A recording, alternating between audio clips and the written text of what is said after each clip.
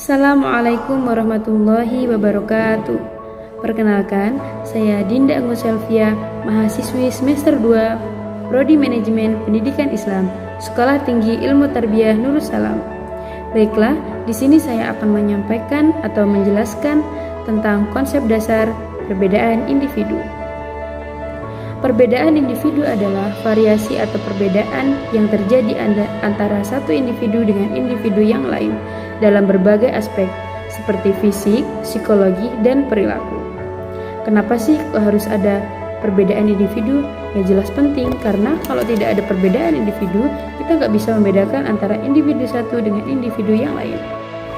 Nah, dalam konsep perbedaan individu ini, ada beberapa faktor yang mempengaruhi perbedaan individu.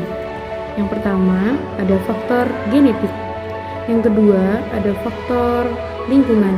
Yang ketiga, ada faktor pengalaman. Yang keempat, ada faktor kultur.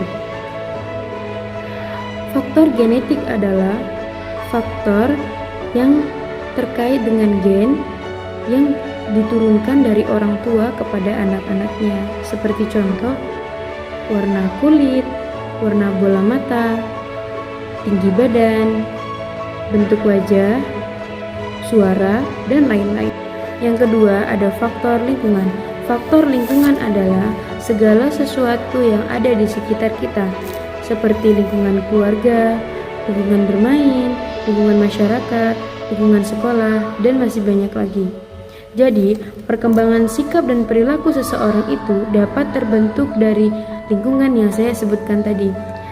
Semisal ada anak bermain pada lingkungan yang kurang baik, apabila dia mengikut pada teman-temannya yang kurang baik, maka dia akan jadi anak yang kurang baik juga.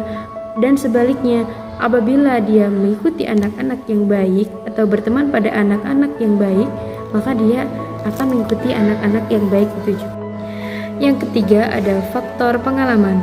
Faktor pengalaman adalah segala sesuatu yang dialami oleh individu dalam kehidupan sehari-hari, baik secara langsung maupun tidak langsung. Faktor pengalaman dibagi menjadi 4 bagian. Yang pertama, pengalaman pribadi. Pengalaman pribadi ini tumbuh dari dalam diri kita sendiri tanpa berinteraksi kepada orang lain. Jadi cuman kita yang merasakan. Yang kedua, pengalaman sosial. Pengalaman sosial ini seperti kita berinteraksi kepada orang-orang, seperti berinteraksi kepada masyarakat, interaksi kepada orang tua, berinteraksi kepada sanak keluarga, dan berinteraksi kepada rekan-rekan kerja, dan masih banyak lagi. Pengalaman yang ketiga yaitu pengalaman emosi, seperti bahagia, sedih, marah, dan lain-lain. Yang keempat, ada pengalaman kognitif, yaitu seperti belajar mengambil keputusan sendiri, belajar memecahkan masalah sendiri, dan lain-lain. Contoh pengalaman kegagalan dapat mempengaruhi individu tersebut, semisal dia menjadi lebih baik dan bersemangat untuk menjalani ke depannya. Faktor yang keempat yaitu faktor kultur. Faktor kultur adalah sesuatu yang terkait dengan budaya yang meliputi nilai-nilai, norma-norma, dan adat kebiasaan seseorang individu. Dalam konsep perbedaan individu ada beberapa teori. Yang pertama ada teori psikologi diferensial. Teori psikologi diferensial adalah teori yang berfokus pada perbedaan individu dalam aspek psikologis seperti kepribadian, intelijensi, dan motivasi. Teori ini dikembangkan oleh William dan Louis. Teori yang kedua yaitu teori humanistik.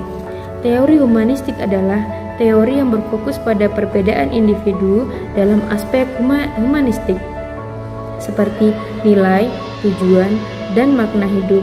Aspek ini dikembangkan oleh Regis dan Abraham. Teori yang ketiga yaitu teori psikologi kognitif. Teori psikologi kognitif adalah teori yang berfokus pada perbedaan individu dalam aspek kognitif seperti berpikir, motivasi, dan pembelajaran. Teori ini dikembangkan oleh Jerome dan Brandes. Berikut yang dapat saya sampaikan. Mohon maaf apabila ada salah kata, dan kepada Allah saya mohon ampun. Akhirul kalam, wassalamualaikum warahmatullahi wabarakatuh.